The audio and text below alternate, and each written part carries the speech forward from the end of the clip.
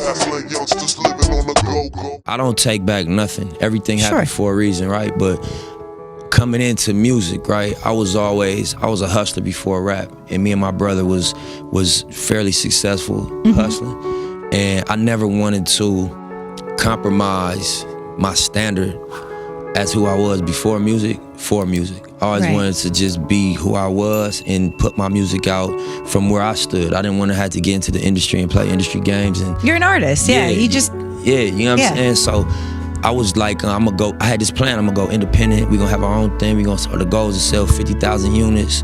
My goal was to be able to get 15,000 in the show. I thought that was a lot of money. That was the goal, and we had bought equipment, we invested in equipment. You know, my brother had bought a house, put a studio on the back, and we was 100% self-sufficient. And, you know, my brother went to prison. The house got raided. The police came, took everything, took the equipment, and put me in a compromised situation. My brother's not only my business partner, but like one of my closest people in my life. I confide in my bro. And so he was in prison. Man. Our whole setup was gone. I had stopped hustling to record music, and I was just in a compromised situation. And I had told myself I'm gonna be independent my whole time, but Epic Records came to the table with a deal offer based on the music I had recorded before. You know, the raid took place and everything was taken. Right. And it was a hard decision because I'm like, that's not what my plan was.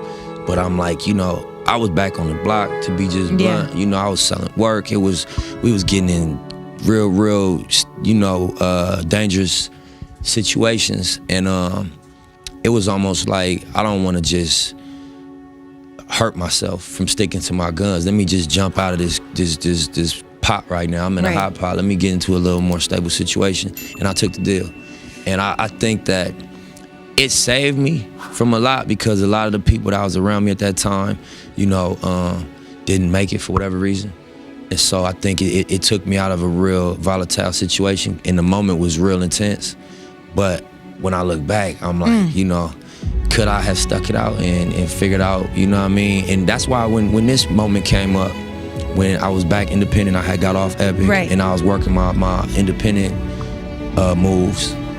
There was all type of deals was offered, and I'm like, you know, I'm sticking to my guns. If I go broke, if I become irrelevant, if my window closes, that's all part of the game. You know, I'm gonna go with what I believe. And so that's why when we got our partnership and when the album, you know, was done and we turned it in and started rolling it out, it was a special moment because it confirmed, you know, one of my gut instincts, which was that stick to the script, be willing to really die for what you believe in, for real. Really, like go to the last round with what you believe in, you know?